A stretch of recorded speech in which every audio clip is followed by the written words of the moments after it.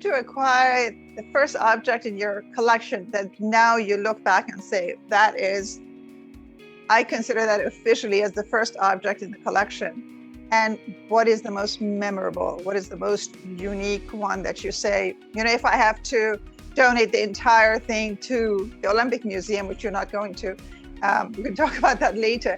This object, I'm not going to compromise. This is my baby. So as a collector.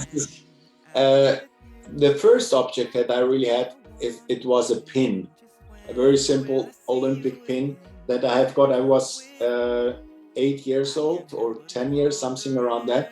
A friend of mine in Ecuador gave it to me, but I had no idea about the Olympics and I just found it nice. But I kept it for all the years and I still have it.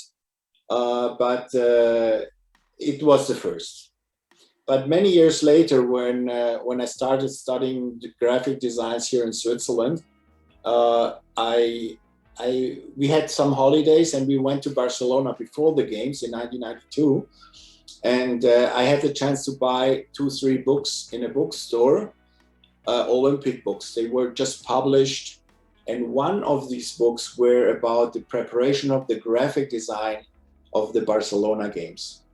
And I also saw on TV that they did an exhibition presenting all these elements, and I wasn't able to go on that time. I was a student, I had no money, I didn't know anyone in Barcelona, and I was so upset about that, and I knew this will not happen again.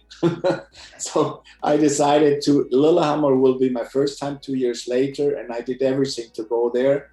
And this was a really good idea to go to the Olympics. And then the collection was growing and growing, and I started to contact other collectors. eBay started to be there.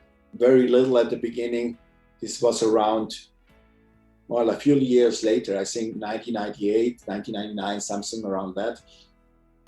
But there was a collector's fair in Lausanne at the Olympic Museum every year. And I went there I think the first one was in 1993. And this was the place to get some objects, books, manuals, posters, diplomas, things like that. So I started really collecting through this collector's fair. And through this collector's fair, I started to meet all these other collectors from around the globe. So we became friends, we meet every year, and we have until today contact, and it's always like a big family. We meet somewhere somewhere in every continent except Africa. We have been on all of them, and this is 3-4 days that we only speak about the Olympics, and this is it's a crazy days, and I love to go there.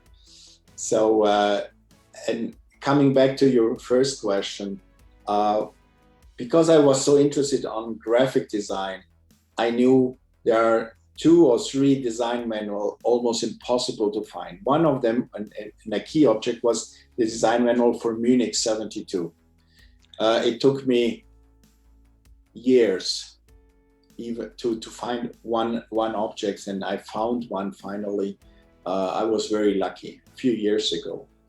And in 2019, we reproduced this design manual because this is a classical piece of design history. And finally, we took my design manual, we made a great reproduction, and you can still buy it on the market, and everyone can have this piece. It's not an original one, but it looks almost the same. And I was looking also for many years graphic design manual from Mexico, 1968.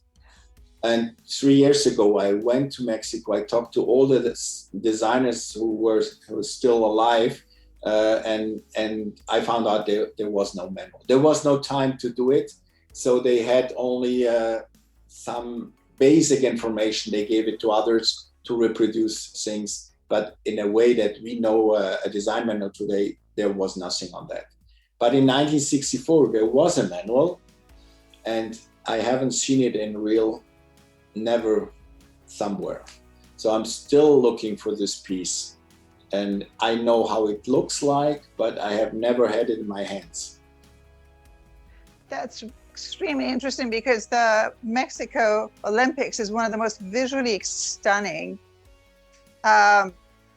design creations, you know, be it clothing, be it posters. That's fascinating. So I do hope you find it.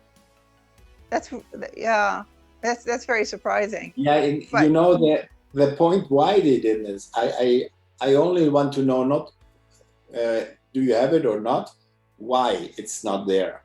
And the reason is Mexico have got the games, I think in let me think, in 64, 63, something around that. And they started working, but they hadn't invented anything. So the time was moving on, and finally the IOC was so upset with the Mexicans because they didn't make any improvements, and they wanted to take the games away. So they changed the president of the organizing committee on that time was very sick, and then a new president, and he changed everything. He and the good thing is he was a visionary man, and he was working also for the World Exhibition in New York in the, I think this was early 60s, and he had the team working on that. So he brought this team from New York to Mexico, and they were a very small team.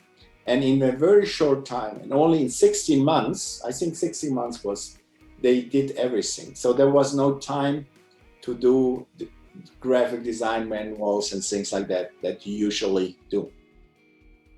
So his agency wouldn't have them. No, they wouldn't have documents, or you've reached out. It was not an agency. There was people working for the organizing committee in the graphic design team.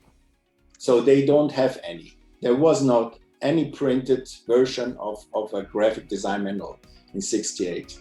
But in 64, it was in Japan.